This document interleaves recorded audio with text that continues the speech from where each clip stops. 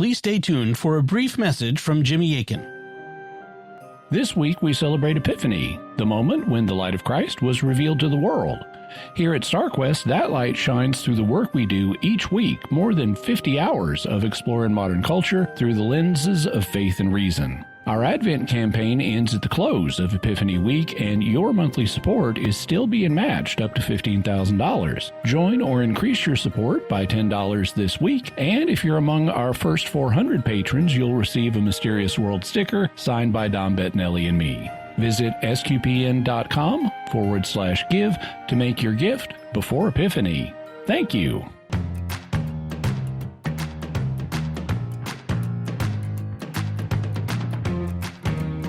Hi, I'm Dom Bettinelli, and you're listening to The Secrets of Technology, where we discuss the technology news that's important to you from a uniquely Catholic point of view. Joining me today on the panel are Joanne Mercier. Hey, Joanne.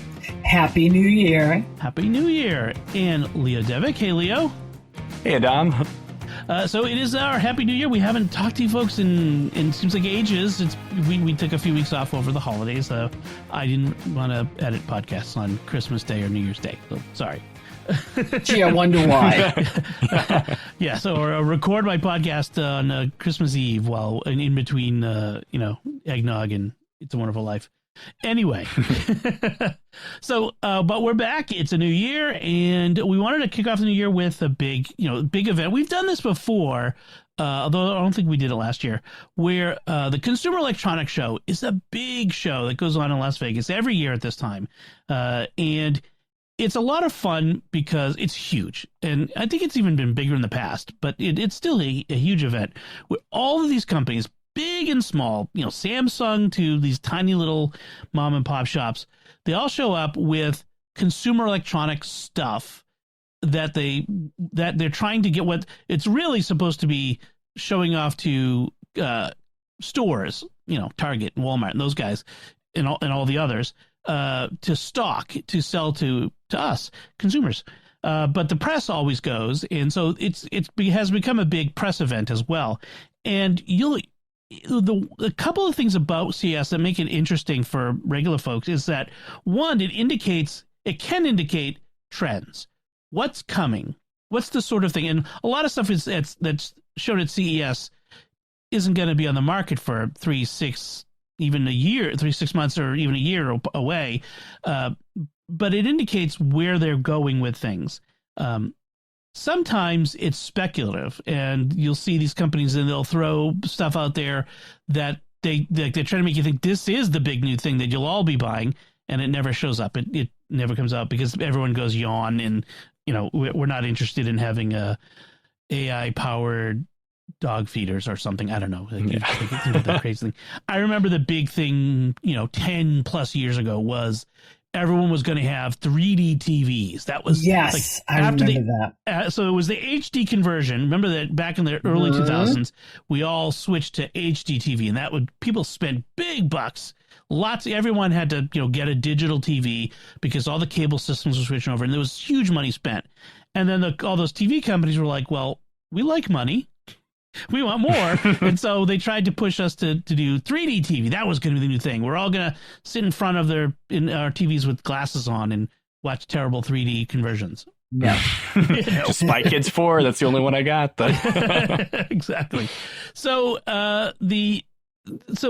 CES can be an indicator of what's coming. Could also be an indicator of what the industry wants to sell us. But it's always interesting. And, one of the things we're going to do tonight is we're going to look at what the three of us saw in the various coverage of CES and the interesting things that we saw that we'd like to share with the audience. And some of it's going to be weird, quirky stuff.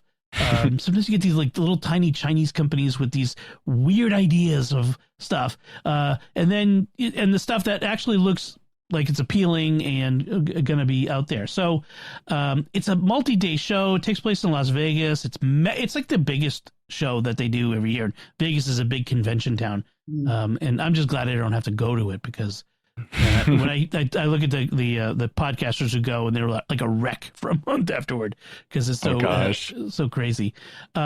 So why don't we get started? Joanne, why don't you tell us about some of the things that you saw in the coverage? And we'll have links to some articles about it.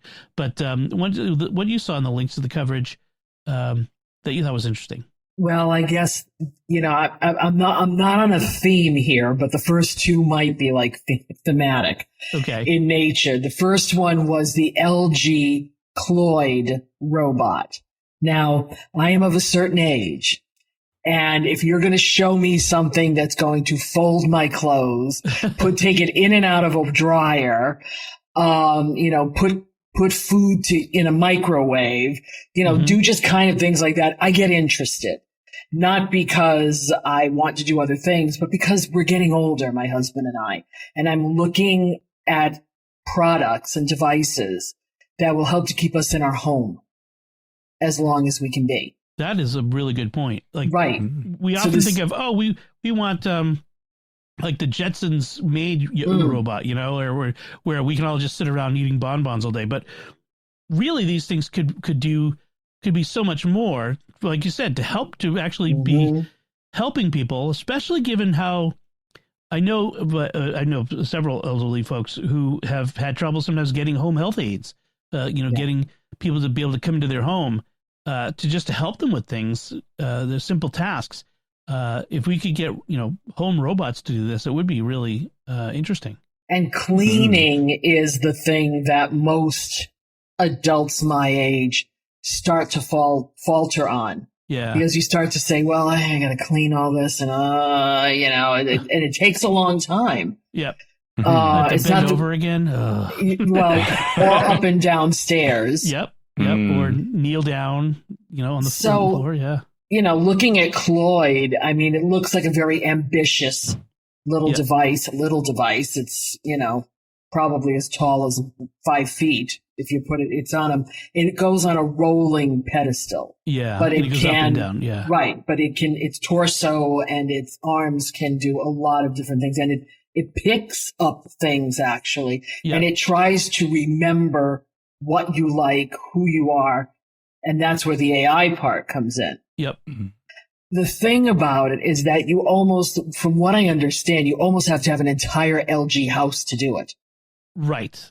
And that's going to be cost prohibitive for a lot of people. I mean, if the robot itself could be something that could be adaptive to what you already own and talk to, I don't know if it's a matter thread type of a device or not, but it would be nice to have something like that is adaptable. But if you need to buy the LG stove and the LG, dryer and wash it, then fridge. Yikes, that's out of my league. Well, the interesting thing I find with these is like, this is just early. And when I look at stuff that's coming from whether it's Tesla or from Boston Dynamics, that they seem to be developing stuff that's a lot more adaptive, a lot more flexible. I like that idea. I saw a video of Cloyd in action, folding laundry. Yep. My elderly grandma could fold faster than that. Well, I mean, it's early. People my age have a lot of time. So if you give this device, do this, you're not going to be sitting there clocking it. Right. You set it off and you could sit there all night folding for all I care. Right. Yeah, that's the thing. And again, early days, it shows where we're looking to go. I mean, in 5 years, these things will be faster, more flexible, probably more affordable. So hopefully. Yeah. But Kevin, my husband and I are kind of, bolstering up against we really have to start looking at these products. Yeah. And what will work and what doesn't. And I've already started proofing the house. So something like a Cloyd robot, if they can start to define it and allow it to be adaptable, I think it's something that those of us who are seniors can, decide to invest in. So again, we can stay in our homes as long as we can. And it goes beyond like robo vacuums and that sort of thing, which are I will not get a Roomba. I will not get a Roomba. I don't trust those things. Yeah. Well, they're also unitaskers, whereas something like this is a multi. It's multi-use, and that's interesting. And how they're folding AI into it. Yeah. Is to know your, and then again, that's a data breach issue could be. Right. But if it's something that they can keep within, I will use Apple as the, golden standard at Apple standards, then it might be a very useful product. Interesting. Then, of course, this morning on the news, they decided to show the Jenny robot dog. Yes. Okay. And now, as one who has had elderly in nursing homes, I started to see the evolution of this. When my mom was in a nursing home in 2013, it was a stuffed animal. When my cousin was in a nursing home beginning in 2019, you had the kitty cat. Right. But not dogs. Yeah, let's set the scene for folks because so that we be clear what we're describing is. So this is a robotic dog that that responds. It got AI in it like everything else does, and will respond to your attentions. And why we're talking about this in relation to nursing homes is in a lot of cases, especially people with dementia and Alzheimer's, they say that even like a simulated pet can provide emotional support and calming and de-stressing for folks who are confused and, the world doesn't make sense because they have these cognitive difficulties. So that's what you're talking about, Joanne. Yeah. Right. And I would ask the nurses, in regards to the cats, I'd say, do they understand? And like some of them, yes, understand that this is not real. Some of them don't. But the cat is the cat was a very docile device. And this Jenny, the dog, is a little bit more. Apparently it has, since, when you touch it, it will respond. The cat, not so much. You could see the cat had, certain reflex things that it would do. This dog is supposed to be more than that. But I didn't like the way they were showing it on the morning news because it was almost like, well, if you don't want to have the expense and the muss and the fuss of a dog, this is what you want. And I'm sitting there going, no. That's not what this dog's about because this dog cannot walk. And the reason it cannot walk is because if the dog were to walk and it wasn't a dementia situation, now it becomes a fall risk because then the person will get up and go after it. Right. Right. So it's a dog that's going to stay in one position, but it's going to respond in many different ways. And that's the only reason why I bring her up, because I like the idea for those folks who need it. But you've got to understand, this is not for everybody. This really is a different, test kit. It's not for your every average day person who doesn't want the mess and fuss of a dog. It's not supposed to replace that. Yeah. Yeah. Almost seems like the android's dream of electric sheep, where it's like, we all have our electric animals upstairs. Like that's what the commercial sounds like. Like, DIY dog, don't gotta clean up after it. But for nursing home care, that sounds really awesome. I mean, that's another product, and maybe that's a product that someone will develop. I mean, I've seen robot dog things before, like they're just electronic dog robots. But this is, in fact, the article that we're going to link from PC Mag says it's specifically designed for seniors with dementia. Like this is not a dog replacement. This is something else. It's a therapeutic tool. Yeah, it really is. And it's priced appropriately because it's $1,500. Yeah. So, but there are some people. Yeah. No, I mean, when my mom was in the nursing home, she had dementia. We, as her children, we were looking into this sort of thing. This wasn't available, but what can we get her that would be a reminder of the dogs that she had. She had many lap dogs over when we were kids, over time. So this might have reminded her of those and given her calm and all that sort of stuff. So her dementia often involved dogs. Okay. She didn't imagine that there was a pack of dogs she lived with my brother in the backyard that my brother was not allowing into the house, and he was the poor dogs, and she'd be out there calling for the dogs. And so my mom's dementia involved dogs. So this would have been super helpful for her because it would have let her focus that attention on this specific thing that, like you said, wasn't going to crawl away, but could respond to her nonetheless. So I like that. Right. Anything else? Yeah, I have. This falls into the category of haven't we learned anything yet? The Glide Smart Hair Clippers.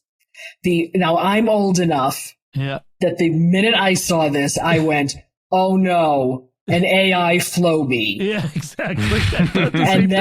And then I went looking up Flowbee, and they still have them out there. Oh yes, we'll have a link in the show notes. Yes, a Flowbee, for those of you who are uneducated into this type of a thing, is a hair cutting device that you attach to a vacuum cleaner.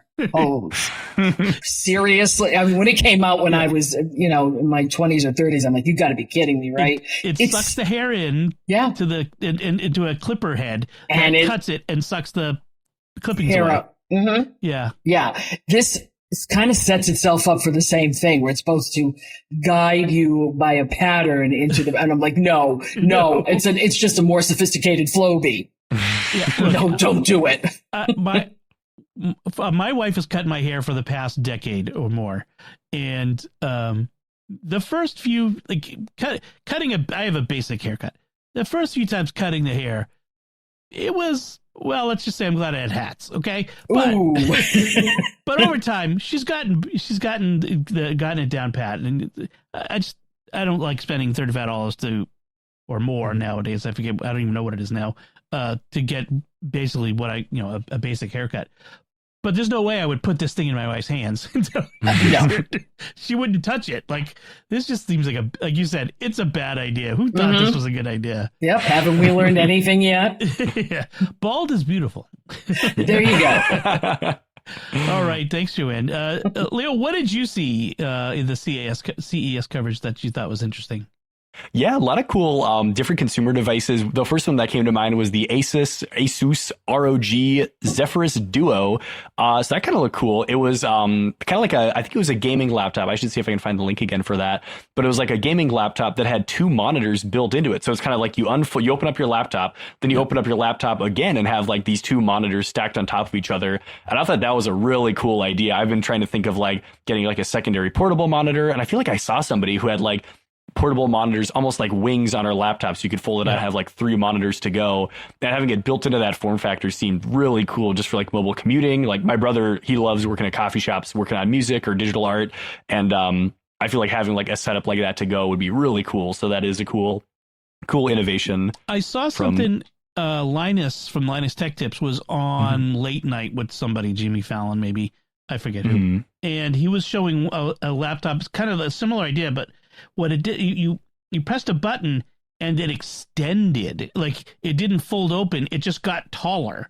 It was wild. Like, whoa, where's the rest of that screen coming from? And it was like a bendable screen. One of the things, again, it's one of those things where it may not be practical. It may not have much durability, but it's super interesting. And that's what I love about this sort of thing at CES is it's a super interesting idea. People are willing to do these things because they don't need to sell 100 million of them. They could sell a handful. It's almost like concept cars at the Detroit Auto Show. You know what I mean? Like this is the kind of thing that could be done. And I like the idea of having like that. The big limitation with a laptop to me is that limited screen space. So I love the idea of being able to get more screen space just by flipping it open. I mean, it's kind of like what Apple's tried to do with like the iPad and continuity with the iPad. You can put it next to your MacBook and have a second screen with it or that sort of thing. So, but it'll always be better when it's built in. But exactly. Yeah. But my fear is if one goes out, do they both go out? Right. That is, yeah. And then right to repair too. All that good stuff. Yeah, you get this extra appendage that is broken. Yeah. Yeah. And probably expensive to fix. Oh yeah. I think I saw, we were talking about, maybe there's something about Alienware too, the monitor that got wider. Did you see that on one of the? Yes. There was, it like looked like it just kind of, same story. Where does the rest of that screen even go? But that did look kind of slick. So it's got to make it bulkier. I figure though, you know what I mean? Like to have an extra monitor in there, it's got to be like just extra space in there. So you've given up a few things for the novelty of it, but it's really cool. Yeah. I mean, there are people out there who what they want is I'll sacrifice a lot for more screen space. You know, they'll do that. You know, that sort of thing. And I'm happy that there's products out there for everybody. You know, that's the sort of thing. This is so it's the Zephyrus Duo. I was trying to see what the price is, if they have a price on it on their website, You don't want to know. Probably don't want to know. Like just the regular, like the top end Zephyrus is $2,800, so this is probably going to be another $1,000 on it. At least, yeah. I mean, that's what you're going to get. Oh, cool. So that's a good one. What else do you have? Yeah, what was I looking at? Yeah, the Framic Smart e-ink canvas looked kind of interesting. I feel like that's kind of a theme I noticed kind of along this whole show. It seemed like there were a lot of like ultra thin TVs with the focus of displaying like digital art in the home, which I thought was kind of interesting. It's kind of like America is crying out for more art in the show in the home.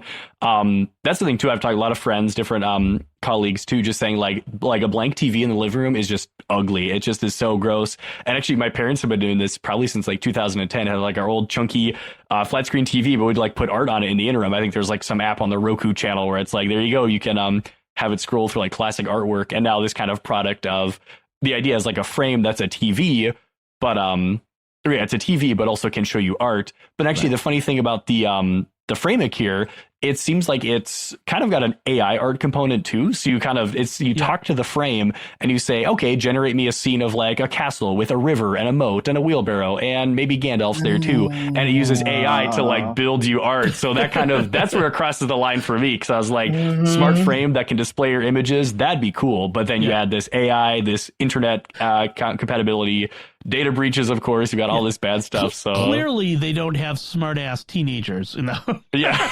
or do they? Yeah, you're right. Because that would just be a bad idea. Like, them walking by and giving it prompts. So I saw this. Back Geek Gab was showing a video of it, and what's cool is it's e-ink. So it's not a TV per se. It's e-ink. It's color e-ink. So e-ink is what your Kindle is. And what sets e-ink apart from regular screens is it only uses power when it's changing the screen. So once the image is on there, it's not using any electricity. So like the battery can last for ages and ages before you have to recharge it, which is interesting. And because it's color, and I saw the video of it, and it looked, you could put you could put your own pictures on it. You could put fine art on it. You could do all kinds of stuff. I mean, you could do that because everything's got to have AI in it. But you could do that. But the downside I saw on this was, so it comes in two sizes. The standard canvas, which is, it doesn't say how big they are on this. They're not large, but it's $400, and so the standard canvas is the 14 by 18 frame, so it's a 13-inch screen, because it's got the mat around it. Is $400. The larger canvas, which is a 31-inch display, which is pretty big, that is $1,000. So you could buy a lot of framed prints for $1,000 and hang them around your house. But I love the idea of having something that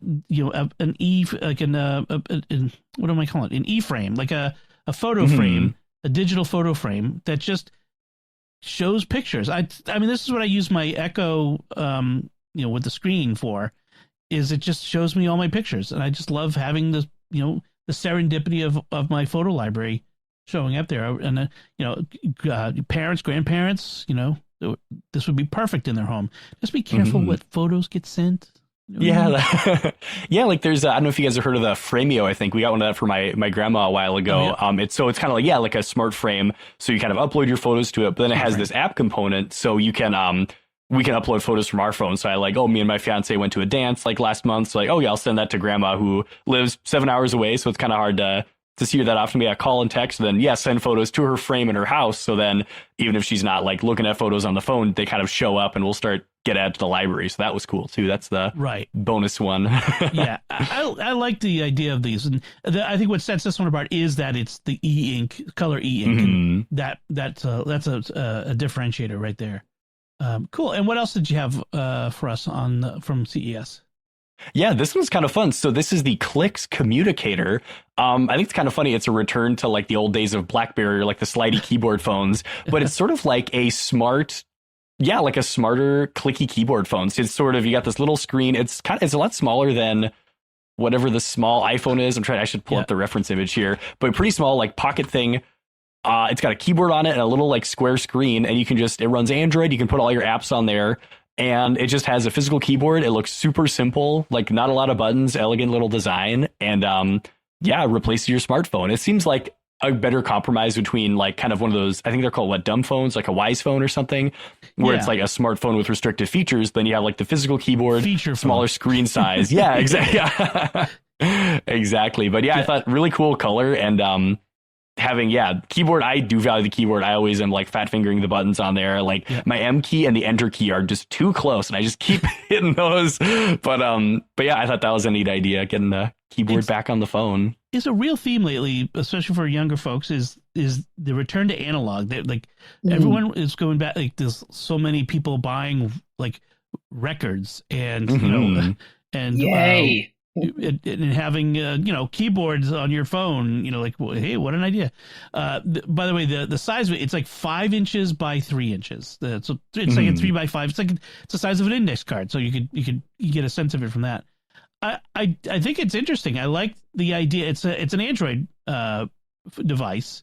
And I kind of I like the idea whereas it doesn't have all of the apps. Like it's not all it's a very specifically a communicator, text, phone, that sort of stuff. It'll have Gmail, have Telegram and WhatsApp and all the other communicating apps, but it's designed for communicating. And maybe what am I trying to say? I think people are trying to find ways to be focused on tasks. And I think this is one of those. I've been thinking about getting a phone-sized e-ink device as a ebook reader. I like my Kindle, but it's kind of big. Like I want something that fits in my pocket, and so then I can pull out a book whenever I'm like out somewhere and I'm waiting or whatever, and I can just start reading a book. I don't like reading a book on my phone because my phone bleeps and bloops and sends me notifications and distracts. So I like this idea. So that's a pretty good. Yeah, that's an interesting one. I think what's happening is there's like a generational divide. Yep. Those of us who did not grow up as digital natives know how to put these things down and know how to, adjust. Whereas, okay. Well, I'll speak for myself. I know when to put things. I know when to go analog and to give myself peace of mind. I think what the digital natives are trying to find out is how to do that. Yeah. So they're going back to things that are tactile. They're going back to things like vinyl because they want to hear the pops and the scratches and the, of what audio used to sound like. And there's some kind of charm in that. Because especially around Christmas time, when you'd hear the familiar intro to White Christmas with the scratches, everybody goes, it's Bing Crosby. It's nostalgia. And I think they're trying to build some of that because the screen is very fleeting. It changes. It moves on to the next thing. And I think they're trying to capture some of that with some of these devices where we think they're going backwards. It's like, no, I think they never had this. So they're trying to connect with it. Right. As the digital native myself, as the representative for our side, 100%. I think it's, because actually my brother has a record player and has a pretty big collection. The coolest thing for Christmas. So my grandpa recorded like a little tiny, like 2 singles on like both sides of like a little, a 45, I think it is. And he recorded that when he was like my age. And then he gave it to my brother to play on his record player. And he hadn't heard it for like probably 40 or 50 years. And that was so cool that the technology changes. So we go back to it. We're back to vinyl. And, so we were able to experience this thing that he had recorded, and that was so cool and magical. And I love analog stuff. I've been using notebooks more, and it's great. Do yourself a favor though. Don't go back to 8 tracks. Yeah. So, I had a few things like kind of categories, but also individual things, I guess, but that I wanted to talk about myself that I saw. One thing I always like to see at CES is the crazy TVs. Like they're always coming up with these crazy TVs, like the LG wallpaper TV, which is so thin that if you stand edge on, it almost disappears. Like it's so thin, like it's like insanely thin. Or the Samsung S95H OLED. it's an OLED, so it's got this amazingly color reproduction. But I don't know if that's the one. There's one that's like transparent, like you could see through it. It's wild to me what they're doing with this. Now these are all super expensive. They're out there, but it kind of just shows you, like I said, where things are going. And I'm looking forward to the day when TVs can disappear. Like the problem with TVs today is they're big. They're too big. I have a 37-inch or 40-inch TV in my house, and that's as big as I want. And when this TV dies, I'm out of luck because they don't make TVs that small anymore. You have to buy a 60 or 70 or 80. Like it's like a wall. I don't want a wall of my house taken up with just a TV, especially because it's not on all the time. I don't want it to be on all the time. So I want TVs to be able to disappear. So I love this idea of they're making it, whether make it art on the wall or that they kind of are so thin or they roll up or whatever they do, but that they disappear. So I love seeing the crazy TVs that they come up with. The biggest thing I saw, well, I'll get to that first. There's another one I just saw that I want to mention. You guys, anyone who listens to the show knows I'm crazy for Stream Decks, which is the Elgato programmable keypads. Like they have each button has a little OLED screen underneath that can change with the context of whatever you're doing. And I have two of them on my desk, and they're programmed to do all kinds of crazy stuff while I work. Well, Elgato was bought by Corsair a few years ago, and Corsair is a keyboard maker, among other things. And they have come out with their new gaming keyboard that incorporates a Stream Deck into the keyboard. And I'm like, wow, like, as a Mac user, it's probably not something I should get, but gosh, that looks really cool. I like the idea of because it has the keys. It has 3x4, so 12 keys, but it also has a little OLED screen that you can put up widgets or other information and some dials that you can program on the off on the right side where a number like a keypad would be. So I like that idea. It's expensive. It's $350. But it's positioned as a gaming keyboard, so I suppose that makes sense. That's that's about in the range for a gaming keyboard. So I really love the idea. So I thought that was kind of cool. But the big one at CES this year, I think the one that kind of caught me by surprise was the Lego announcement, the Lego Smart Brick. So what they've done is they've put a chip into a brick, and the chip has sensors, and it can detect what you're doing with whatever you've built, and will provide the appropriate sound or feel. Like it'll shake, like if you're zooming it around like an airplane, it will make airplane noises or rocket ship noises, and it will shake in your hand. Or they have minifigs that will respond appropriately to, and they also have sets, like Star Wars sets that they're coming out with initially that will have these built into them as well. So when you have a TIE fighter and you're zooming it around, it makes the TIE fighter noise. Oh, that's going to be so awesome. But I love the idea that it's a screenless tech. In other words, it doesn't require screens. It's not programmed. You don't program it. You don't control it really, except by playing with it. And it's not like it's looped or it's got pre-programmed sounds or stuff like that. It's responsive to its environment. Now, it remains to be seen how this actually works in practice. A lot of this stuff is still in the demo. But I love the idea of making Legos more interactive, more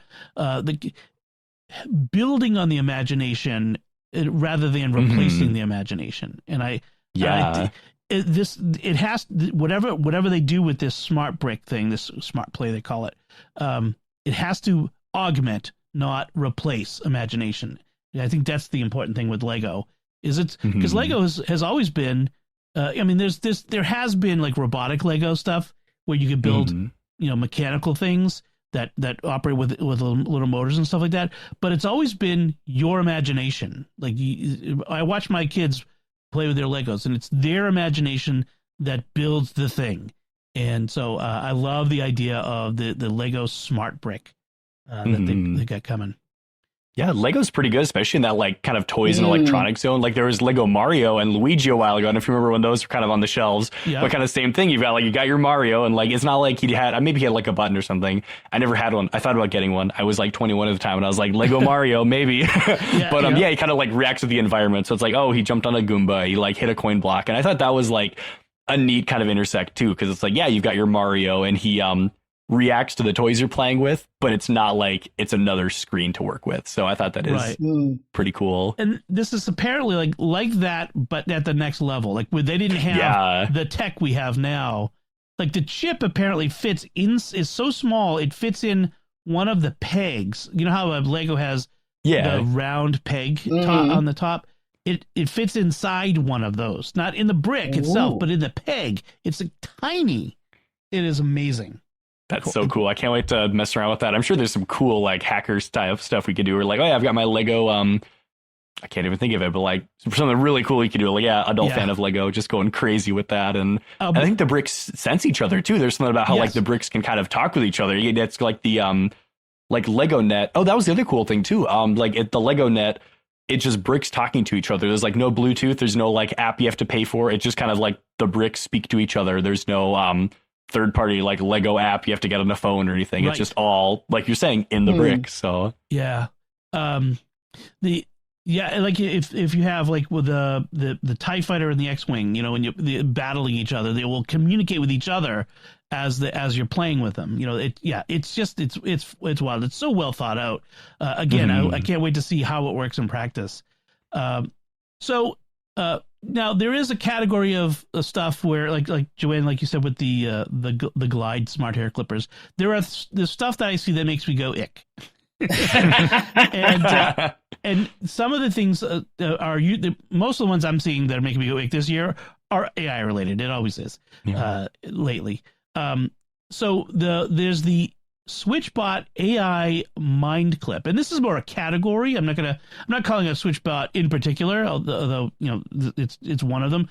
But there are these AI wearable things that record everything you say and do as you're doing it throughout your day. It records your spoken conversations, summarizes work calls, or saves personal audio to a database. What? That's a terrible idea. No, that's a hard no. Gosh, I mean, it's a lawyer's dream. Could you imagine getting a subpoena for discovery for that?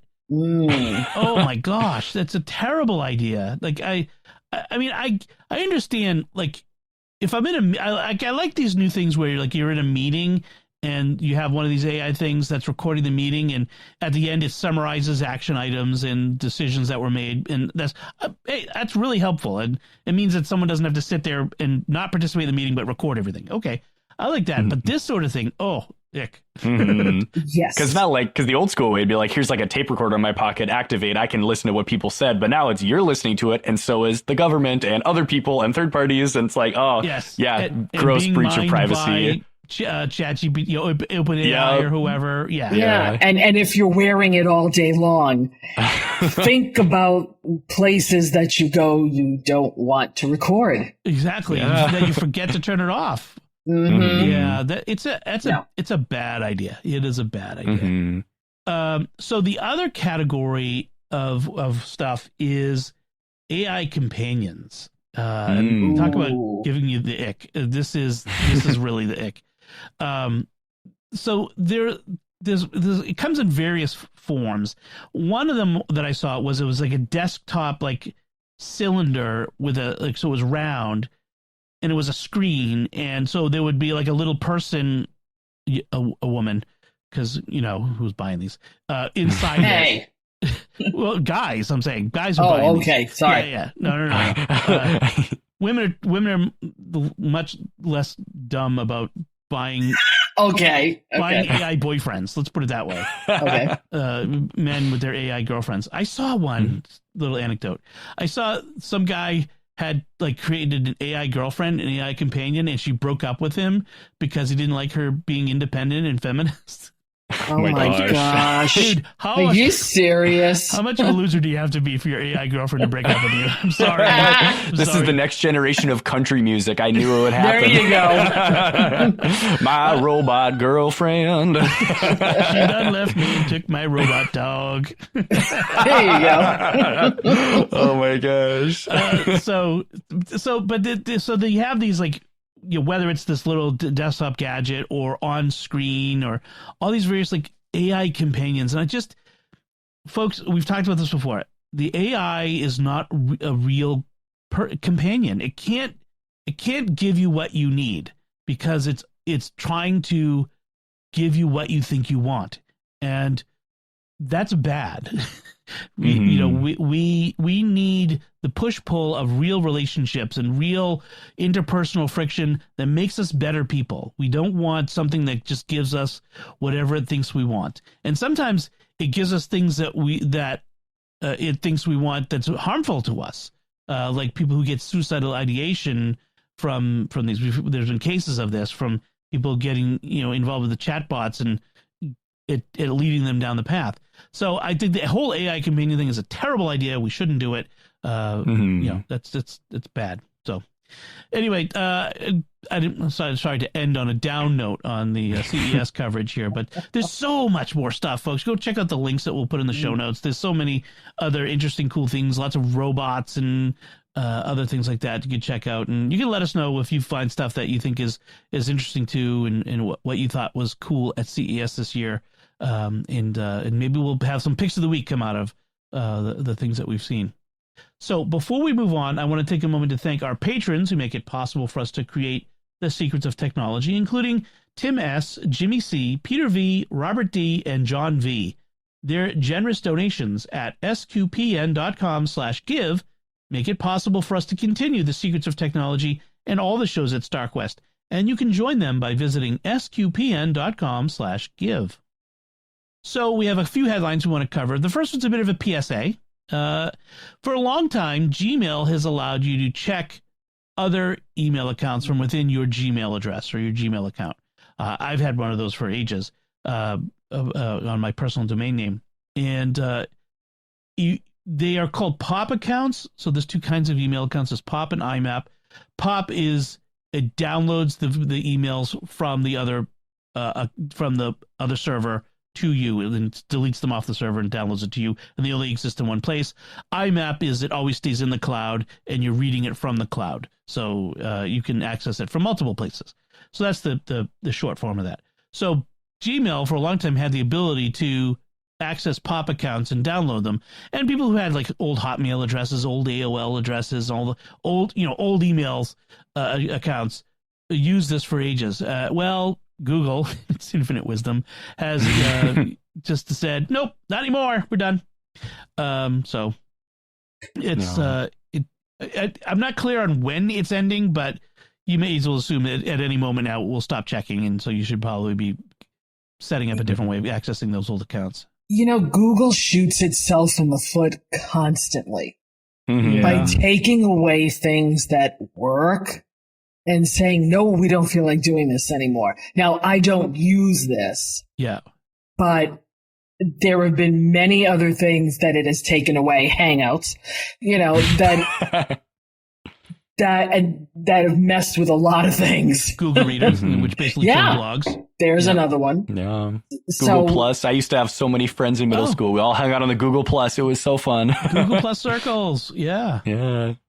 Yes, I agree. They are a company that likes to try things and then destroy things.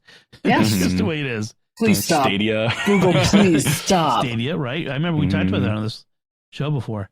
So if you are using such a thing, if you are, you probably know you're one of those people. Be prepared. I mean, it's probably a good thing because POP sends the password in plain text. Your email account password. That's a bad idea in these days. So it's probably just as well. But it would be better if they actually told people they were doing it before they started doing it. Another headline. This is interesting. So data centers. We've been talking about data centers being built all over country and all over the world lately, ever since this podcast began, just the how it affects communities and the environment and that sort of thing. Well, it seems that there's been increasing pushback in rural communities against these data centers being built there. Like these big AI data centers are being built out in the rural areas intentionally because the tech companies have figured out that they can, with a little promise of some, economic boost, they can pretty much do whatever they want in these small towns. They just roll in, throw around some cash. Well, these communities are starting to fight back, and I think it's very interesting to see exactly, how the people are doing it. One thing people are saying, they use too much energy, too much water. That's been a big issue. That they're noisy. I can't imagine how loud a data center must be, like with all the air conditioning and stuff. And how it will affect the property values. And they don't really bring in that much economic value. There's only once a data center is built, there's only a handful of people that actually end up working day to day in these. They don't require large amounts of people. So it's not like they're providing lots of jobs or anything like that. So people are organizing and fighting and sharing strategies and that sort of thing.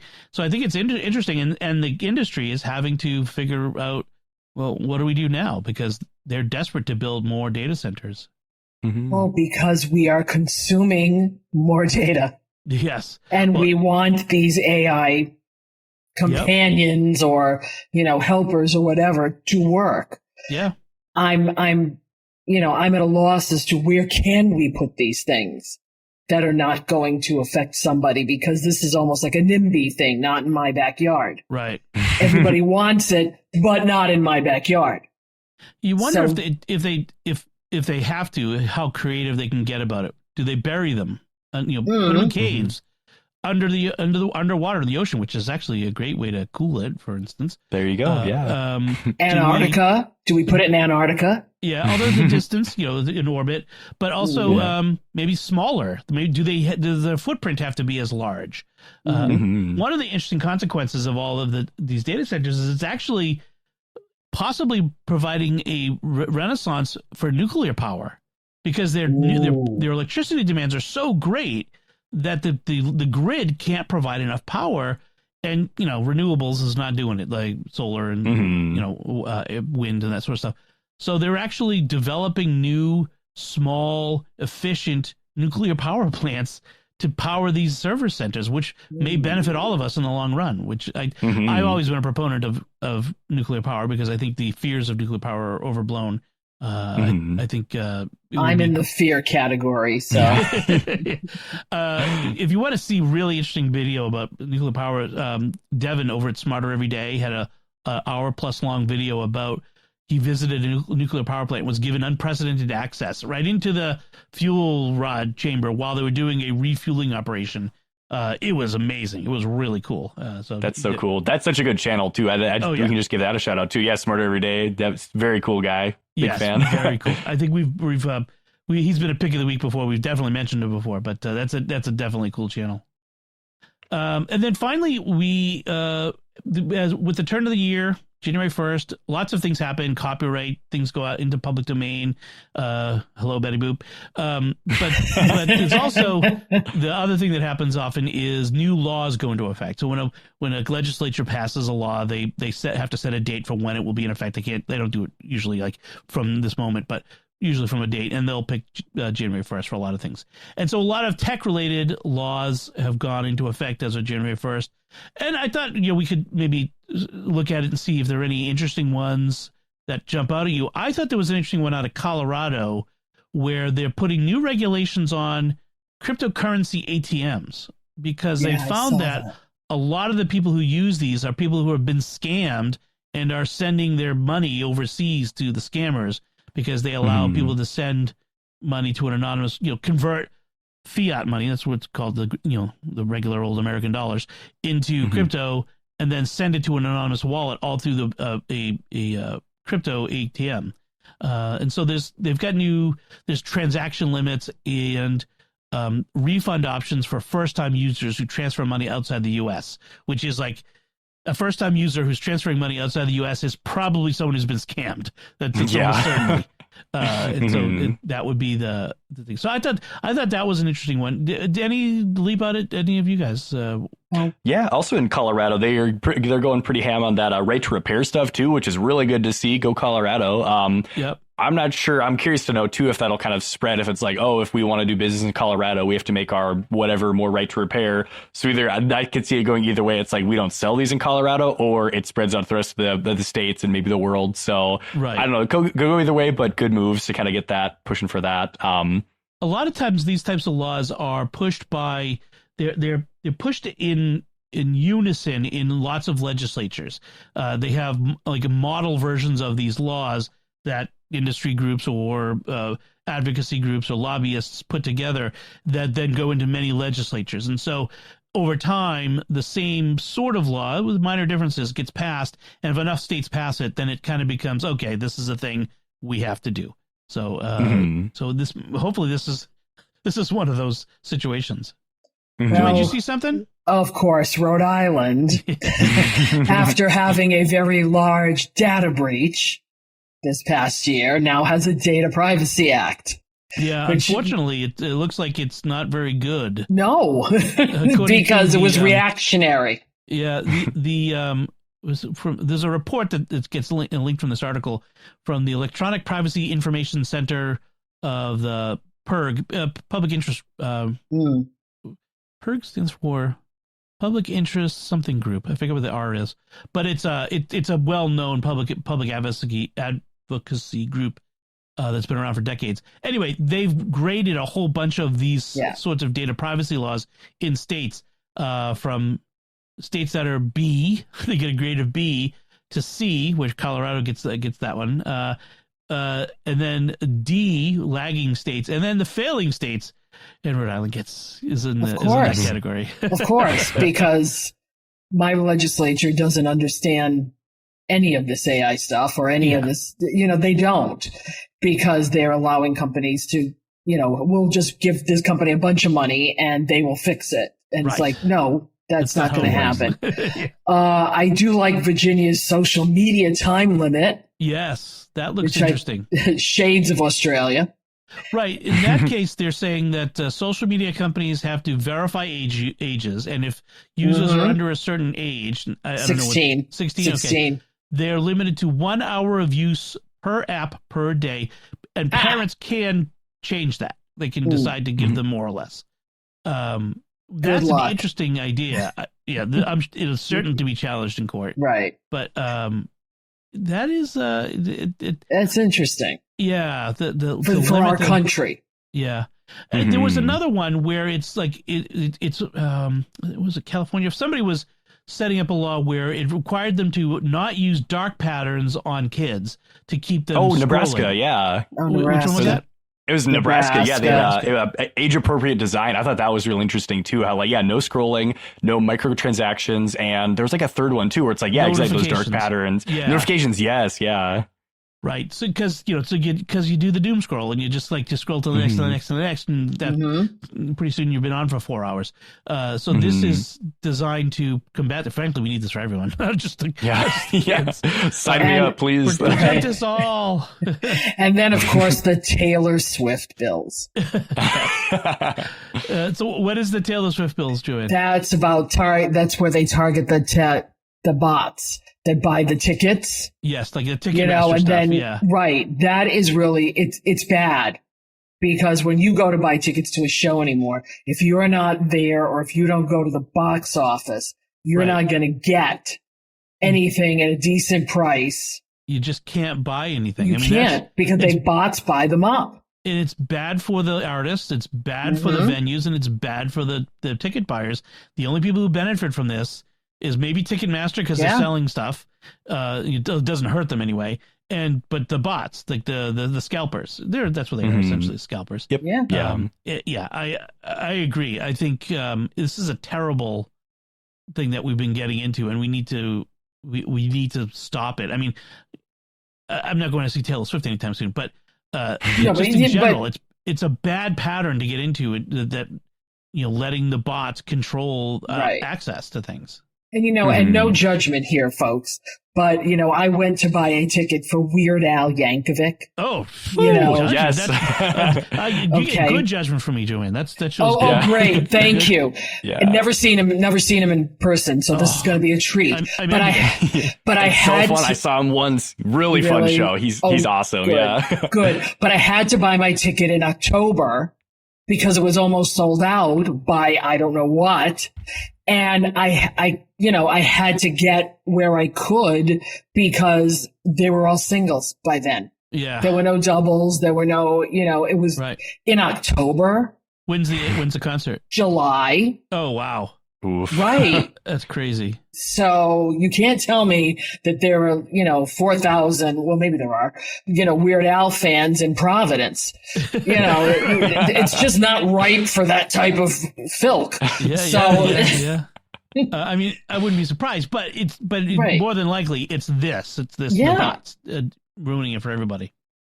All right. So there's a whole lot more. We'll have a link in the show notes so you can see what other laws are coming into effect, and it kind of goes throughout the year. Like there's some laws that are coming in March and July and whatever, so you can see what's on tap and see if your state has something.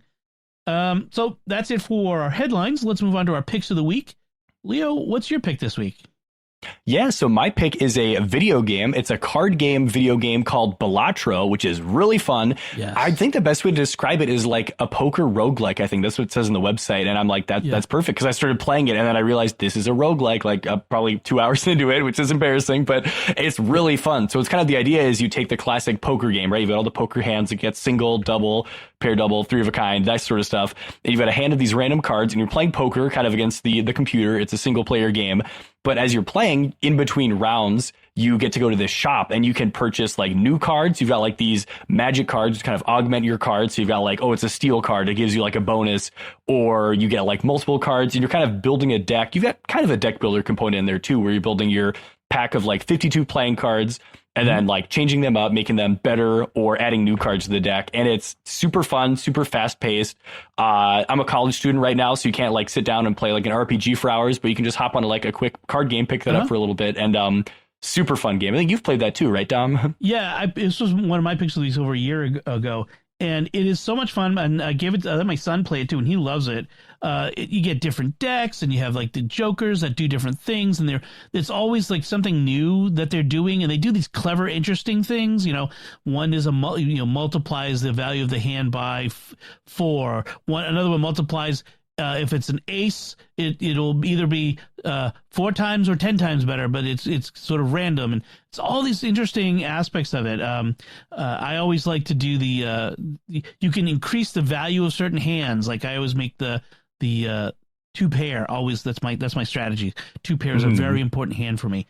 It's a lot of fun. It's available everywhere, by the way. It's like on Steam, it's on Switch, it's on PlayStation, Xbox, on Google Play, the Apple App Store. It's also an Apple Arcade, which is where I got it. So if you are an Apple One user or Apple Arcade user, you get it for free, essentially, or not even just essentially, you get it for free included with your subscription. Yeah, I love it. It's a great game, great pick. I think universally loved. Everyone I know who's ever played it loves it. Yeah, it's a great game. Mm-hmm. Excellent, cool. Joanne, what is your pick this week? I have a pick and a last-minute tip. Okay. My pick is the Apple Pencil Pro. Okay. Because, yes, folks, if you were following me on the Christmas gift suggestions, I was able to get an M5 iPad Pro. However, my Apple Pencil didn't work on it. So I had to get an Apple Pencil Pro. And I will say, there's a bit of a learning curve, because it does more now. Yeah. I didn't understand the whole hover thing until I got this pencil. And it was like, oh, what is that? Whoa, what's that?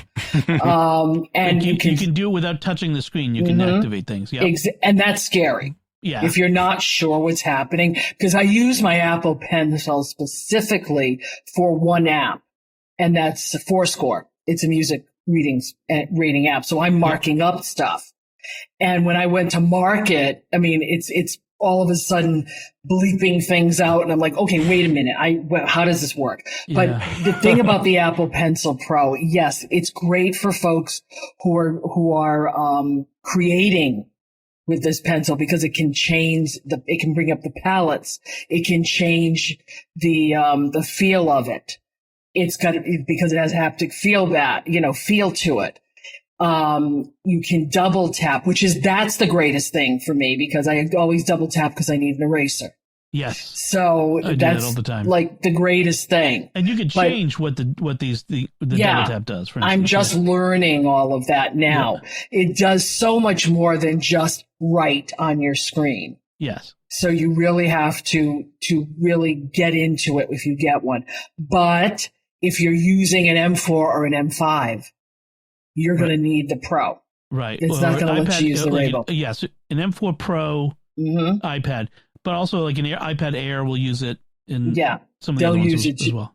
Yeah. So you have to replace it. But if you go to Amazon, you can get it $30 cheaper than you can at the Apple Store. Right. So that's why I included that. The tip here is, and this came in late to me this morning, Apple Fitness Plus is giving everybody a 2-week trial in January. If you want to try, even if you've been on Apple Fitness Plus before, if you want to try it. If you don't have it currently, you're not running a subscription, you can have it. Then I also read that they're going to allow up to 5 sessions a month for free. To people. I guess they're looking to try to build more on the Apple Fitness Plus platform. And as one who's used it previous and found, okay, these people either are above my, range of being able to do things, or just too perky or too young. Yes. They have really expanded. Oh, that's good. To all shapes, sizes, and abilities. Right. So I'm going to give it another try. For 2 weeks and see what happens. Maybe I will decide to roll with it. Maybe I won't. Maybe I'll take them up on the free stuff. If they're going to give me up to 5 a month, maybe that's enough to keep me going. But I think it behooves Apple to, if they've got this platform and they've put a lot of time, energy, and money into it, to try to get folks to use it rather than going to YouTube to try to find all these other people. Yeah. Who, right, the varying quality and your workout interrupted by an ad and By the way, when you talk about the hover on the Apple Pencil, there are settings in the system settings on the iPad. You can turn off the different things. So you can turn off hover and I've started to do that until I learn it. Hard to work with, but give it a try to see if you can adapt to it. But it just does so much more. Oh yeah. Now. So I really love. I use my Apple Pencil all the time with GoodNotes. I do the crossword puzzle because I like doing the crossword puzzle without printing. I don't get to print paper, so I export it into GoodNotes from the Boston Globe every day, and I like writing it. That's why I've always done crossword puzzles, and I don't know. I just prefer writing it than typing it, and so I like to do it that way and saves paper. All right, so my pick is an app called Tracked, and it's become a thing where we like to track what we do. We statistify it and we gamify it, and I don't know, that's not a word I know, but but what we're doing is, and we create social networks around our things, and what Tracked does is it tracks what you're watching. And there are plenty of apps that do this, but what sets Tracked apart is it does take a subscription. It's got free stuff, but if you do the subscription level, you can input your sign-ins for all the various streaming services, and it will keep track for you of what you're watching. So you don't have to remember to go in and say, oh yeah, I just watched an episode of Stranger Things and take it off and that sort of thing. And by keeping an eye on what you're doing, it will also alert you, hey, there's a new episode of such and such out tonight. I can never remember when any of the shows I'm watching, I couldn't tell you what day of the week Fallout puts out a new episode, I just like, oh yeah, I go and I open the Apple TV. I'm like, oh look, there's a new episode there. I'll go watch it. But this will tell you because it's keeping track of this stuff for you. So I really like Tracked. It is the VIP, they call it, is, I think it's kind of pricey. It's starts at $4 a month. There's $4 or $5 or $6 a month, and I'm not sure of what you're getting, why you would do 5 or 6 as opposed to 4. I have a feeling that most people would be fine with 4. Like, one of the things that you can do is you can also sync it if you have a Plex server. It will sync. It will keep track of your stuff you play on Plex. So kind of an interesting sort of things like that. And then there's a lot of calendaring and social and widget and stuff like that, which I'm not. I'm not interested in that sort of stuff. That's more than I want to do. But anyway, it's worth trying out. They have a free trial period where you can see what the pro version is like, the VIP version, and yeah. I thought it was like a general tracking app for tracking all sorts of different stats. I open it up in the browser and I see there's like maybe like a K-drama on there where these people have these crazy like zombie faces with like sights coming out. I'm like, whoa, what are we tracking here? But it's for TV shows. And then and I see The Office later, but I was like, whoa, zombie apocalypse tracker. Like just keep track of who's infected, right? Yeah, keeping track of who's infected. Yeah, exactly. One of the things they say is because they're funded by the VIP memberships, they don't sell your data. So they say that right up front. So that's a kind of nice thing because, a lot of the other apps, they're probably selling the data. Let's be honest. That's how they're staying in business. So something to keep in mind. If you're not paying, then you're the product. That's really that's what it comes down to these days. All right. So those are our picks of the week. And that's it for our show. We would love to get your thoughts on anything we discussed this time. You can do that by sending us an email to technology@sqpn.com. Visit the StarQuest Discord community at sqpn.com/discord. You can find links from our discussion and picks of the week on our show notes at starquest.fm/TEC327. And of course, you can find previous episodes at sqpn.com/technology. You can follow us on Apple Podcasts. We're on Spotify, TuneIn, all the podcast directories, and in your favorite podcast apps. Or follow us on our YouTube channel, youtube.com/StarQuestMedia. And reviews are super important. They really do help. We haven't had a review in ages. So if you could go to, any of the directories that let you do ratings or reviews and give us a nice rating or review, that would really help us a lot. And, of course, share the show. Until next time, Leo Devick, thank you for joining me and sharing the secrets of technology. Thanks, Tom. See you next time. Joanne Mercier, thank you as well. Thanks, Tom. And once again, I'm Dom Bettinelli. Thank you for listening to the Secrets of Technology on StarQuest.